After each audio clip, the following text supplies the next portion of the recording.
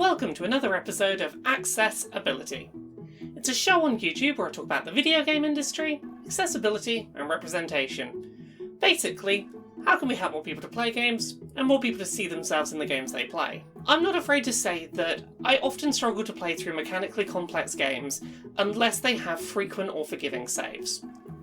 I have a condition called dyspraxia, which impacts my fine motor control. It basically means that my hands don't always do exactly what my brain wants them to, and that makes it really difficult for me to play through games that require precision and accuracy, and if I have to repeat something that requires precision and accuracy, that can be a real problem. I still play difficult and challenging games because I really enjoy the personal challenge of overcoming something I'm struggling with, but if I've spent 20 or 30 minutes trying to get past one set of very particular, finicky, precise jumps, and I get 2 minutes further in the game and die and I have to go back to before I did the finicky jumps, I'm going to really struggle to stick with your game. So today, on Accessibility, we're going to talk about save states, checkpoints, and save availability.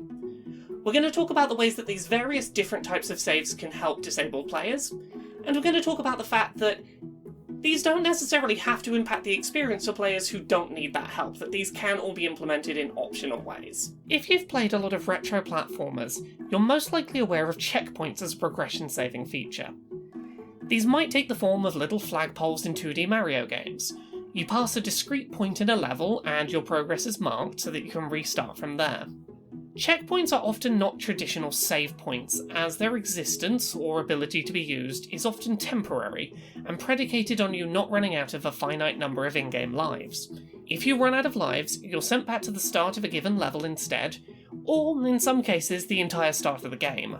Frequent checkpoints do help make games more accessible, but their helpfulness is often limited.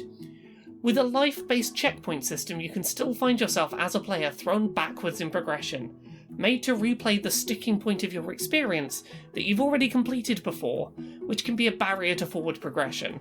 Checkpoints are most helpful to disabled gamers when they are frequent and can be divorced from a live system. See a game like Celeste, which treats every cleared screen as a checkpoint reached, but does not feature a live system. Celeste is a really tough platformer, but it never forces the player to be placed further back than their current checkpoint, no matter how many times they die going forward. The player is empowered to keep trying at sections they find difficult, without needing to worry that they will be punished for trying. Going back to the design of classic retro titles, let's talk about save states. When playing a retro game on an emulator, such as the one used to run NES games on the Nintendo Switch, players are often given the ability to create a save state literally any time while playing. Save states capture the exact moment a player has reached in-game and allow them to restart from there easily. Save states exist independently from any checkpoint system the game already features and don't rely on discrete checkpoint locations to function. The benefits of save states compared to classic checkpoint systems are quite clear. Traditional checkpoints rely on game developers and players seeing eye to eye on what the difficult choke points in the game are going to be, whereas save states allow a player to decide for themselves where they're struggling and where they would benefit from restarting from. Emulator rewind features fulfill a similar purpose, allowing a player at their discretion to rewind gameplay and try again from a point of their choice.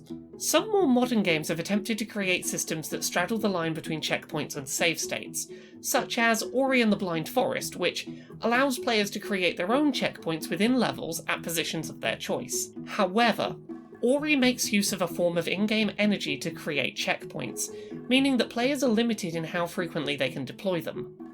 If you don't know what's coming, it can be tough to know when to ration your checkpoints out. It's a great concept, but it would have been a lot more useful without those limitations. The ability to create checkpoints wherever is helpful for you is a really good accessibility feature. From here, we move on to traditional saves and the role that they play in maintaining player progression. In many modern games, the functionality of checkpoints has been basically replaced by static save locations. At certain fixed points in a game, you can save your progress, and upon death, players will be returned to their most recent save. These avoid the issue of running out of lives seen in classic checkpoint-based games, but they lack the freedom of save states. Additionally, these save locations need to be offered close enough together that they don't cause frustration. Nier Automata is a fantastic game, but it features 0 checkpoints and no static save locations until you've completed a lengthy introductory mission and a challenging first boss fight. Dying at any point in that lengthy sequence requires starting the entire game over from the beginning, which can really impact a player's ability or willingness to progress. If the point you're struggling at in Nier Automata is the boss fight at the end of that sequence, having to replay through the entire level just to have another attempt at the boss fight can be a real progression killer. In other titles, saving is available anywhere at any time, which in effect emulates the functionality of save states. You can allow players to set their own points of safety and progression, and not need to fear losing progress. Some games combine fixed saves with a limited form of checkpoint functionality, such as Persona 5 Strikers. In that game, if the player dies in a boss fight, they're given the option to either return to their last save, or restart their current fight. This isn't a true checkpoint, it's only available if you die inside that boss fight, but it's a little additional functionality on top of saves.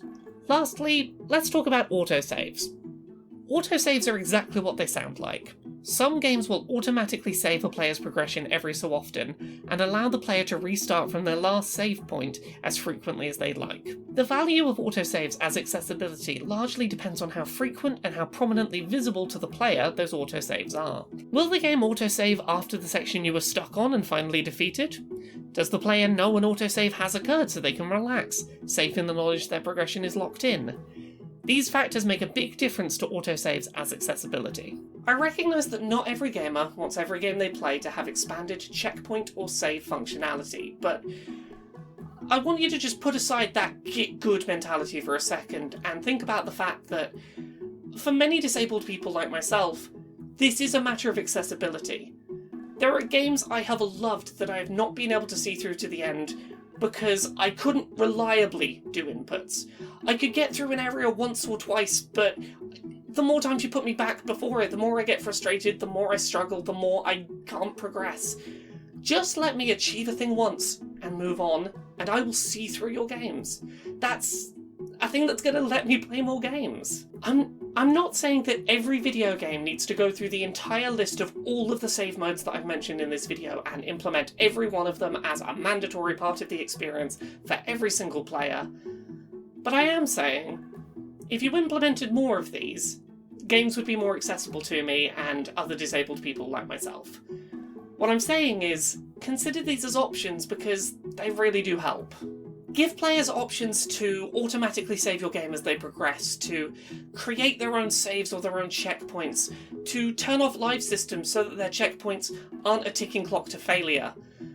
Give players the ability to persist at trying to get past a problem, and once they've passed it, go, I feel like I'm done with that, I'd like to move on. Don't punish players for failure. Encourage them to keep trying, with the knowledge that once they succeed, they get to move on. I completed Celeste when it originally released, and I feel confident in saying that I would not have been able to complete that game if it hadn't been for the game's frequent and forgiving checkpoints and saves. That is a really difficult game that every time I completed a room allowed me to save that progress and to go, you don't have to complete that room again if you don't want to. I just wish more challenging games would have that mentality that because I completed something, let me move on.